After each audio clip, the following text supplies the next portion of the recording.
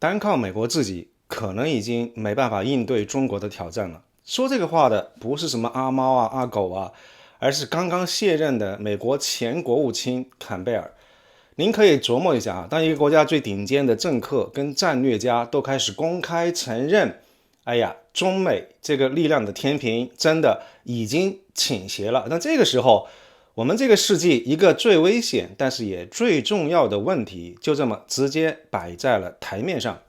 对于中国来说，一个千载难逢的战略机遇的窗口是不是已经打开了？更要命的是，这样一扇窗口，它能够开多久？它又在以多快的速度在我们眼前关上呢？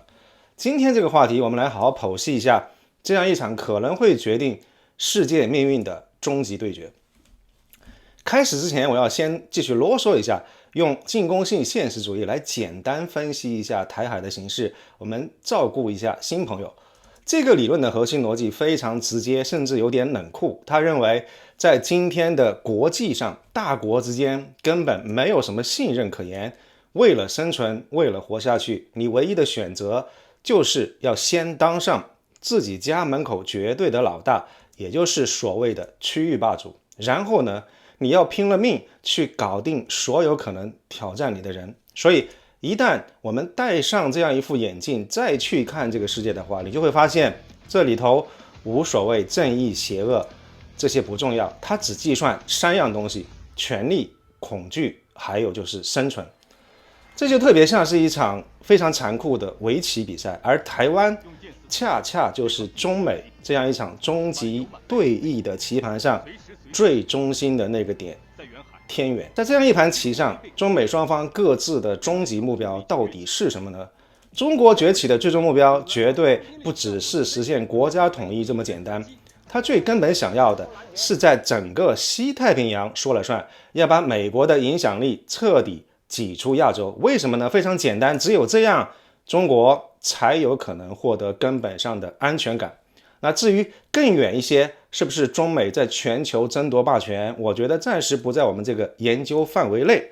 我们再来看一看美国，作为现在地球上的全球霸主，它的核心利益其实就只有一条：绝对不允许任何人在欧亚大陆的关键区域称王称霸，尤其是亚太，那更是美国的地盘重中之重。问题来了，为什么美国必须要死死守住亚太，而不是像很多人想当然的以为美国会卷铺盖滚回北美，龟缩回北美大陆？一个非常关键的原因就在于说，你想呀，亚太是未来全球经济的两大引擎之一，全球经济的重心正在以不可逆转的趋势从大西洋转到太平洋这边，欧洲已经被边缘化了，那世界的未来只在北美跟东亚。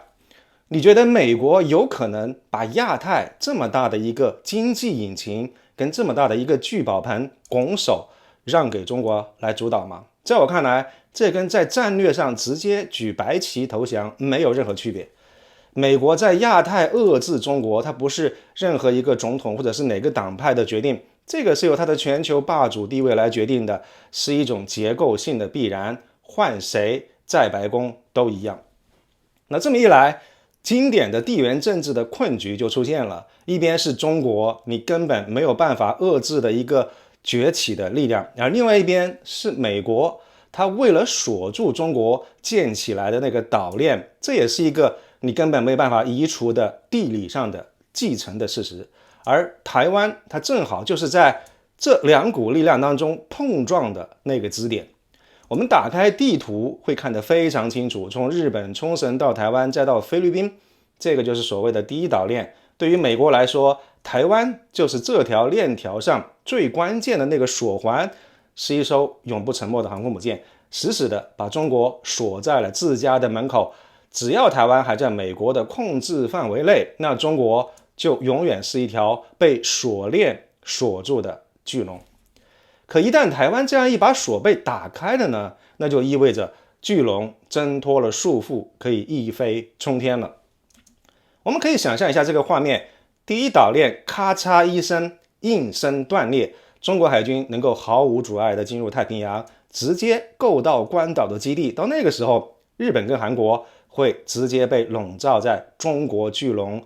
巨大的翅膀的阴影底下，美国在整个东亚的盟友体系大概率会分崩离析。所以我们这里必须要记住一个非常冷酷的要点，就是在这样一套理论的框架底下，台湾的价值其实是工具性的，台湾不是目的本身，而是决定亚太霸权归属的那个最关键的筹码。由此我们可以推断，只要中国还想继续发展，它那个巨大的体量就注定了会陷入一种跟美国之间的安全困境，最终一定会走向对于区域霸权的争夺。而台湾从纯粹地缘政治的角度来看，是实现这个目标根本绕不开的第一步。那不管是用和平的方式，还是用武力的方式，甚至我们说的极端一点，不管是哪个党派执掌下的中国，这个本质跟什么道德偏好、战争的好恶、民族的情感或者大一统的这个思想，通通都无关。正是对于这个目标的长期的追求，就催生出了一个由3扇窗口叠加而成的战略机遇期，而这个战略机遇期已经形成，但是有可能会被关闭。我们先说第一扇窗，军事窗口。这个是有史以来第一次，中国在西太平洋这个局部地区取得了对于美国的军事优势。你看，9扇阅兵琳琅满目的新式装备，福建舰刚刚电磁弹射3款舰载机，比福特舰还要更领先，对不对？我们看到，连咱们开头提到的这个前国务卿坎贝尔，他都承认了，说美国现在面对的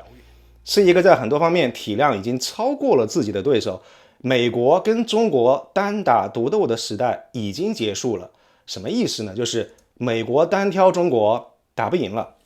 那中国面对美国取得的这个优势是哪里来的呢？您要注意一下，这个不是说中国的国力跟军力已经全面碾压美国了，完全不是这么一回事。我们先姑且不论中美两国的这个霸权竞争是以30年跟50年为时间跨度的，中间暂时领先或者是你追我赶，这一定是一种常态。我们现在就以当下的两国国力的对比来看，也谈不上中国对于美国的全面碾压式的领先。来看一看这张图，您就明白了。这个图叫做航天发射飞行地图，它统计了最近全球500次的火箭发射。你第一眼看过去感觉是什么？一定是密密麻麻，对不对？但是您仔细看一下火箭下面的国旗，就会发现一个非常夸张的事实，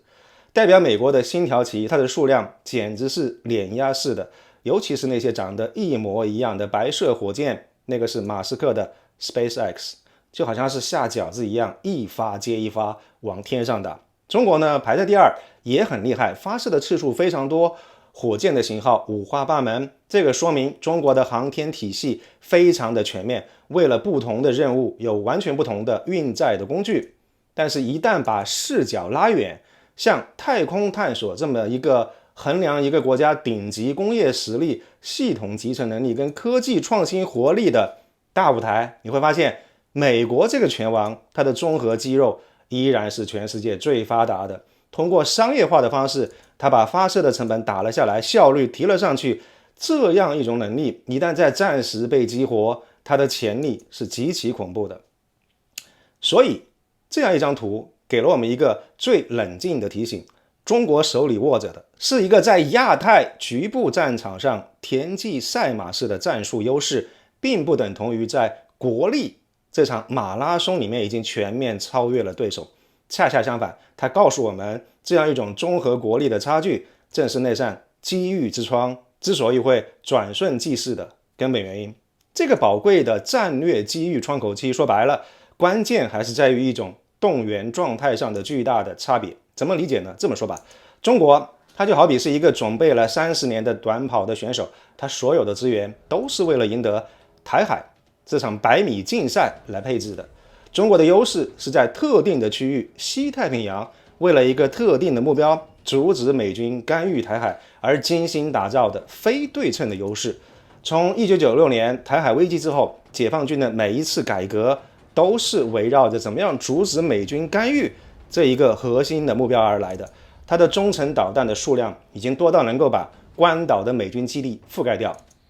在西太平洋，它的海军舰艇的数量甚至已经超过了美国，它始终处在一个准战争的动员的状态。这样一种准战争的动员状态，最终的实际结果非常的明显。权威的空军月刊最近有一个披露，有意思啊，在印巴空战里面，印度从法国购买的阵风战斗机，居然就像活靶子一样，毫无还手之力。巴基斯坦甚至还成功的摧毁了印度引以为傲的 S-400防空系统。它证明了3件事情：第一，中国体系作战的这个非对称优势在实战当中被证明是真实有效而且致命的；第二，通过学生的表现，通过印巴跟俄乌战争，解放军从实际战场上学到的东西不会少，不要再动不动就说什么解放军没有实战经验了。第三，最重要的一点，它极大的增强了决策层的自信，同时也沉重打击了美国及其盟友的信心。空军月刊认为，南亚次大陆的空中力量的平衡已经发生了根本性的改变，说白了就是基本上不用担心印度有能力搞事情了，也就难怪莫迪后来会180度的大转弯。如果我们再把93阅兵上我们看到的那些新的家伙全都算进来，再推演一下，就能够进一步验证美军在西太平洋已经丢掉了军事优势这个结论，让那个原本还停留在理论上的5年的窗口期一下子变得无比的真实跟迫切了起来。而美国的这个躺平内耗的状态呢，虽然还不至于让它彻底拉胯，它依然是世界上最强大的拳王，但在国内左右撕裂，文田武西，在国际上精力太过于分散，在欧洲要牵制俄罗斯，至今仍然深陷乌克兰的泥潭，在中东要维持秩序。更重要的是，制造业的空心化，国防工业废弛已久，无法支撑像样的大国的高烈度的战争对抗。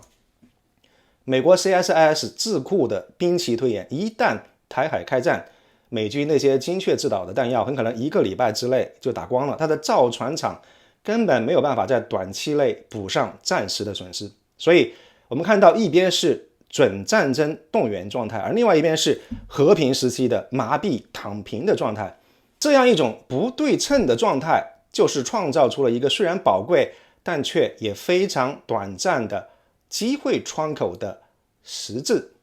但是与此同时，这样一扇窗口期却也极其的脆弱。为什么？首先，美国围堵中国的决心它并没有减弱，特朗普想要重返阿富汗的空军基地，把枪口直接顶在中国的核武库的门口。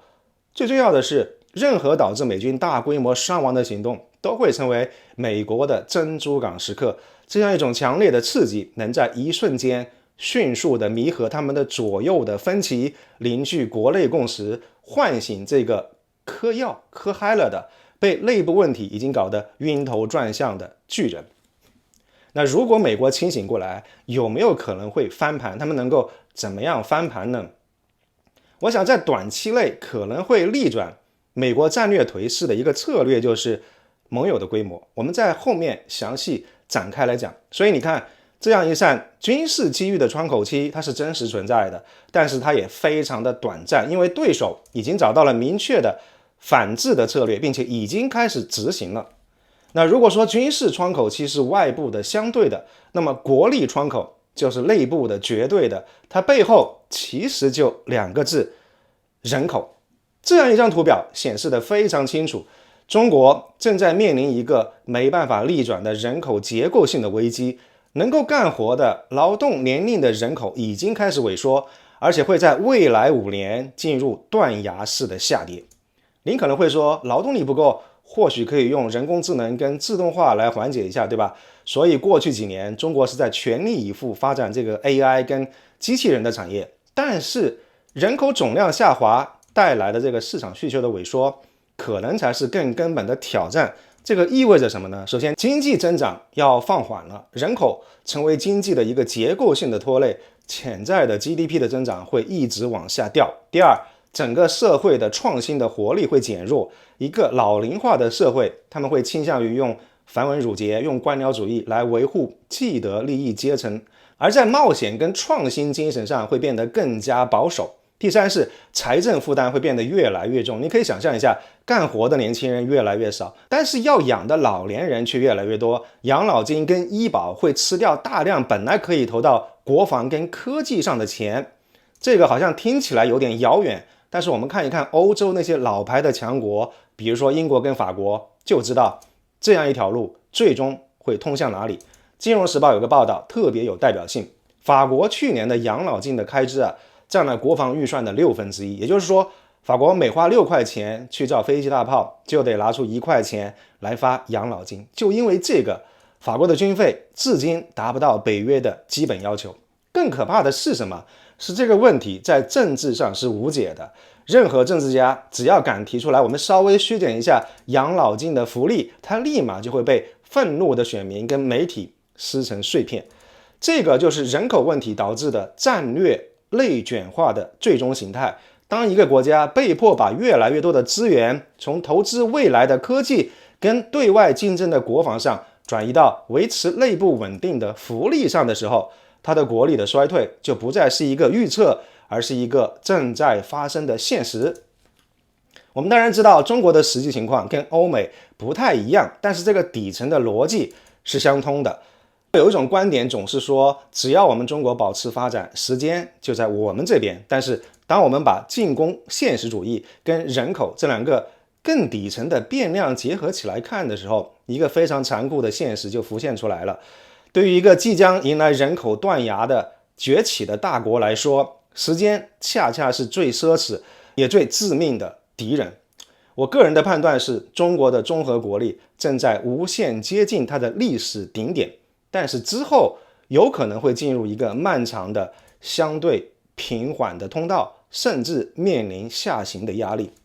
这样一种巨大的内部压力就会迫使决策者去思考一个问题：我是不是应该在国力达到巅峰并且有可能下滑之前，利用手里现有的这些优势的力量，抓住这个千载难逢的机会窗口，去解决那个最核心的战略问题。而一旦这个核心问题得到解决，反倒有可能跳出这个注定要下行的通道。而第三扇窗口，也就是科技窗口，这扇窗在我看来或许也是最致命最紧迫的一扇窗口。就连马斯克都曾经说过一句话，如果人工智能跟机器人不能够解决美国的债务问题，我们就完蛋了。这句话其实就揭示了科技突破在美国的战略考量里面分量到底有多重。科技窗口有2个层面，第一个层面是眼下的杀手锏半导体。最新的数据显示，在最先进的芯片制造这个领域，台积电一家就占了全球超过67%的市场份额，这个已经是绝对的垄断了。这也就给了北京一个非常独特的非对称的战略筹码。但这根杠杆它有保质期，美国现在已经全力在推行芯片法案，不惜一切代价要把半导体制造迁回美国本土。根据行业预测，到2032年左右，美国在先进芯片制造上的份额就会从现在的0增长到28%。这意味着什么？意味着2030年之后，美国对于台湾芯片的这个依赖会大大的降低。那么利用芯片杠杆来进行战略博弈的这个窗口也就会随之关闭。那如果说芯片是眼前的枷锁，但真正决定终局的是未来的技术豪赌。科技窗口的第2个层面更凶险，这是一场关于未来的颠覆性技术的竞赛，比如说超级人工智能，比如说可控核聚变。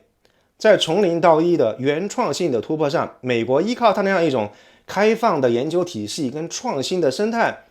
仍然有传统的优势。虽然现在特朗普折腾这个 H1B 的这个 Visa 折腾的特别厉害，但是这样一场竞赛到底谁能够先撞线，现在还真不好说。但是有一点非常肯定，谁先实现这个突破，谁就能够一举定乾坤。所以战略等待这个策略本质上就是一场豪赌，赌的是什么？赌的是在中国等待的这段时间里面，美国它不会率先在某一些关键技术上取得将军式的突破，因为一旦美国率先实现了技术上的降维打击，中国现在的所有优势，包括人口的规模、制造业的优势，都有可能在一夜之间变得毫无意义。华为最近用成千上万颗国产的次先进芯片来构建全球最强的 AI 计算的集群，同时北京也正式下令禁止科技公司去买英伟达的那些特供的芯片。这些标志什么？在我看来，标志着中国已经彻底放弃幻想，在科技领域开启了一场非对称的龟兔赛跑。那如果美国是那只追求从零到一颠覆性突破的兔子，而中国是那样一只利用系统工程跟规模优势拼了命的要把从1到100做到极致的乌龟的话，那么这样一场豪赌，赌的就是中国这只乌龟能不能在美国的兔子跑到终点之前先一步撞线，完成自己的战略目标。而这个就让科技窗口的关闭变得更加分秒必争了。然而军事、国力跟科技这3扇窗口还都只是力量对比的一个硬件层面，真正让这个窗口期变得无比致命的是美国软件层面的崩溃，我们可以叫它治理窗口的洞开。那最近在美国接连发生的那些血腥的案件，正在揭示美国国家机器深层次的失能。乌克兰难民伊琳娜的死证明了美国的司法、医疗、安保这些硬件系统正在失灵，而保守派人士查理·科克的死以及随之而来的这个大举报以及社会的撕裂，则证明了美国的政治共识、社会信任这些软件层面的一些东西正在从内部开始溃败。而当一个帝国从内部腐烂的时候，它所有的外部优势都将失去意义。那我们看到军事上的领先、国力见顶前的冲刺、技术格局固化前的机会，再加上对手内部治理的失败，这4重因素互相叠加，就共同构成了一个极其紧迫、转瞬即逝的大概为期5年的战略机遇期的窗口。那么当美国的战略精英阶层像坎贝尔一样，他们清醒地认识到单打独斗已经赢不了之后，他们会怎么做呢？负责制定国防政策的美国国防部次长科尔比，他在国会的证词为我们提供了一份清晰的行动手册。他的整个战略的框架建立在一个残酷的现实之上，就是美国现在实力不足，急需时间来做战略调整。他的方案本质上是一场全球性的战略资源的大挪移。那第一步，在欧洲甩包袱，北约回归冷战模式，要求欧洲盟友能够承担起对抗俄罗斯的主要责任，好让美国能够从欧洲抽身。第二步，在亚洲拉帮手，将所有抽调出来的资源全部集中到印太地区。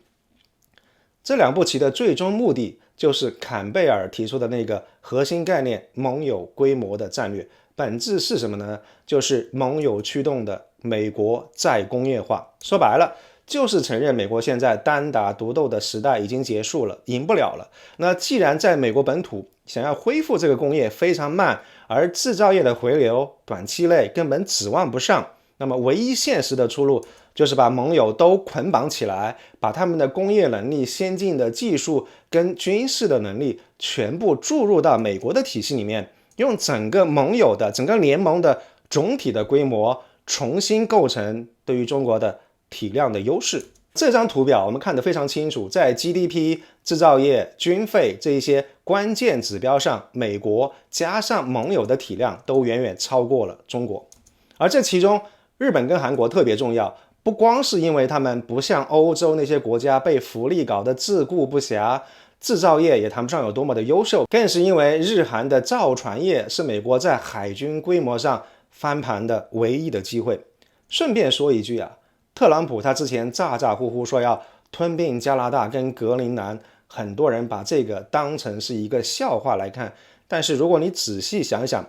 这个其实是从盟友规模再加上确保美国本土安全这2个战略角度出发的一个现实的可以考虑的选项。我们继续说回亚太，这个盟友规模的战略它不是空想，而是正在发生的现实。日本已经彻底抛弃了战后的姿态，把中国定义为前所未有的最大的战略挑战，计划把国防开支翻1倍，还要购买远程的巡航导弹。澳大利亚通过那个所谓的奥库斯的协议发展核动力的潜艇，唯一的战略目标就是在海上有效对抗中国海军，而美国就像是一只正在织网的蜘蛛，把所有这些双边的联盟整合成一个多边的网络化的安全架构，从美日印澳的事边安全对话，到美英澳的这个奥库斯，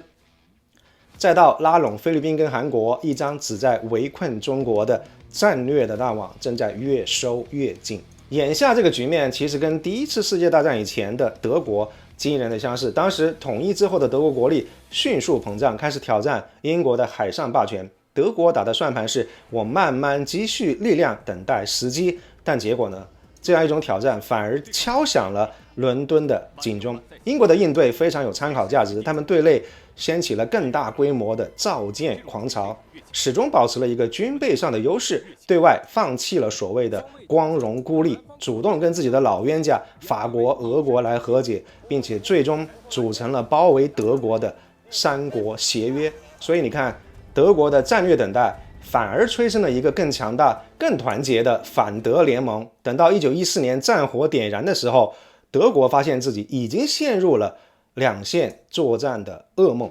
而今天中国的处境跟当年的德国何其相似，当你选择等待的时候，你面对的必然是一个准备更充分、联盟更加巩固的对手。其实这里我们也可以顺便展开来分析一下中美两国的盟友体系，因为这个对于美国盟友规模战略的成败来说非常关键。中美这样一场冲突的根源是结构性的，就好像美国的顶尖战略学者扎克·库伯说的一样，当今世界最根本的矛盾是中国的实际的实力跟他在旧的国际体系当中所获得的实际的地位发生了严重的脱节。这样一种结构性的矛盾不会因为你的战略等待就消失，只会不断的积累张力，直到最后爆发。坎贝尔的那样一句哀嚎，就是特朗普的外交政策正在破坏美国的盟友体系，的确是被特朗普在前一段时间俄罗斯、印度跟朝鲜上的这个瞎搞胡搞给验证了。与此同时，像卡塔尔跟沙特这样在中东的核心盟友，因为以色列对于这个多哈的袭击而不再信任美国的安全保障，开始跟巴基斯坦另起炉灶。所有的这一切都表明，美国的联盟体系目前处在一个混乱跟重组的脆弱期。国防部次长科尔比的证词字里行间都充满了这样一种时间的紧迫感。他之所以着急要重塑北约、重整亚太，就是因为他看到了中美军力平衡的快速变化，他正在拼命地为美国争取时间。当美国的战略家都在为这个时间窗口而焦虑的时候，对于一个信奉进攻性现实主义的决策者来说，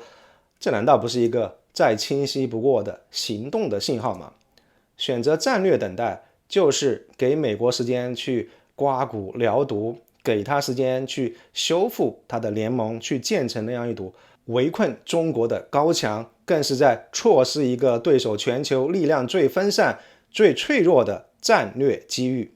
在进攻性现实主义的冷酷计算当中，这个无异于战略自杀。可能有人会问，那既然美国国内的问题那么多，为什么我们不等着它自己崩溃呢？首先第一点就是崩溃，或者是从崩溃当中恢复起来的这种可能性，可能一半一半同时存在。其次的话，就算它真的会崩溃，那这种想法其实忽视了崩溃过程当中巨大的不确定性。一个正在崩溃的超级大国，就好像是一头受了重伤的完全失控的猛兽，它倒下来之前的行为是你完全没有办法预测的，它甚至可能因为内部的痛苦而变得更加的疯狂，更具有更大的攻击性。所以对于一个理性的决策者来说，最危险的不是一个强大的对手，而是一个精神失常的强大对手。所以在进攻性现实主义这样一种冷酷的计算里头，这样一种等待着对手崩溃的想法依然是等同于战略自杀。而最能够印证这一点的，恰恰是美国鹰派的这个战略家科尔比1年以前的坦白。他的论述为我们揭示了美国决策层内心这样一本最真实的成本收益的计算。科尔比的逻辑非常冷酷，保卫台湾对于美国有好处，但是不是必须的，它只是其中一个选项。美国可以选择不必直接军事干预，而是退而求其次，实施他所说的替代方案，也就是在战后组织一个更强大的反霸权的联盟来围困中国。而保卫台湾这个选项的价格正在变得越来越昂贵。为什么会越来越昂贵呢？因为中国的军力在飞速的扩张，而作为非常鲜明的对比，美国自己因为内部的问题而日渐的衰弱。更让他愤怒的是，台湾却不愿意为自己的安全来买单。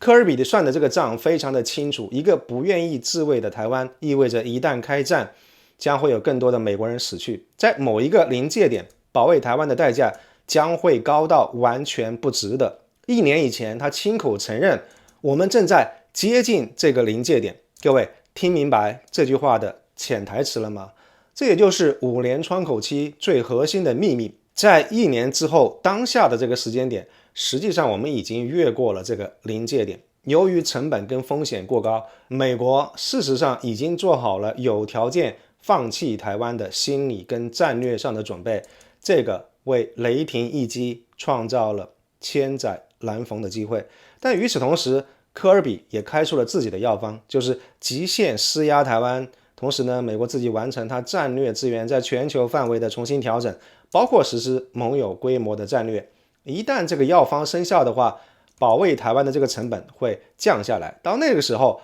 窗口期关闭，美国不会再轻易放弃台湾。所以我们看到这样一扇战略机遇的窗口期是真实存在的，但是正在以肉眼可见的速度关闭。等待就是给对手去调整天平，就是在给对手时间把保卫台湾的价格降到他愿意支付的水平。好了，如果等待是下策，那么行动又该如何展开呢？答案就是在战术的层面必须不惜一切代价实现速战速决，一定要避免陷入持久战。CSIS 这个智库做过大量关于台海的兵推，他们得出的结论惊人的一致：旷日持久的台海战争对于所有参战方都是一场没办法承受的灾难。而科尔比提出的局部防卫台湾的策略，恰恰从反面印证了这一点。他警告国会说，由于军力对比的恶化，美国如果追求击败中国，可能会摧毁我们的军队。听明白了吗？连美国最鹰派的战略家，他都已经不再敢提决战来决胜了。他们最怕的就是被拖入一场没有把握的全面战争，而这个就为雷霆一击创造了最大的战术空间。在对手下定决心全面介入之前，在24到48小时之内就结束战斗，目标是快速制造一个既成事实。这样一组战术的核心就是在对手跟整个国际社会反应过来以前，就先把战斗结束掉。它的剧本大概是下面这几步。第一步是速度，在行动最开始的几个小时之内，在一瞬间就瘫痪掉台湾以及美军在整个区域内的指挥、通信跟情报的系统。第二步是斩首，通过特种作战跟精确打击，瘫痪掉台湾的政治跟军事的领导层，让有组织的抵抗在萌芽阶段就瓦解掉。第三步是规避美军，通过强大的反介入跟区域拒止的能力，威慑美军，在最关键的头48个小时以内，让美国的领导层犹豫，让他们不敢轻易的介入。这里头的关键就是必须要极力避免造成美军人员的大量伤亡，防止触发美国的那个珍珠港的时刻。第四步，改变议程。一旦能够在极短的时间内基本控制了台湾，那么整个牌局的性质就发生了彻底的改变。到了那个时候，摆在美国总统面前的问题就不再是我们是否应该要保卫一个浴血奋战的盟友，而是变成了一个难度指数级上升的问题，就是我们是否应该为了一个已经被中国收复的岛屿，冒着巨大的风险和一个拥有核武器的14亿人口的大国发动一场全面的战争。所以只要中国这个攻击速度足够快，在最短的时间内面造成一个既成的事实，那么美国在当前的成本收益的计算底下，极有可能会选择止损而不是 all in。 这样一种策略的精髓就是用速度跟决心把一场动态的防御战瞬间变成是一场代价极高的攻坚战，然后把要不要打这场攻坚战的政治的皮球狠狠地踢给华盛顿。那么高风险的行动，它背后的回报必然也是能够从根本上改变国家命运的。拿下台湾将会解锁3个层面的巨大收益。那第一个层面是地缘的解放，控制了台湾第一岛链的封锁不复存在，日韩的海上生命线在中国的掌控范围之内。这也就意味着美国那个盟友规模战略最核心的亚洲节点将会被一剑封喉。当日本跟韩国的经济命脉都受制于中国的时候，他们帮助美国搞什么再工业化的这个意愿跟能力都将受到根本性的动摇。如果没有了日韩，还有哪个盟友能够帮助美国实现制造业的回归呢？指望欧洲这些国家吗？那么这样一来，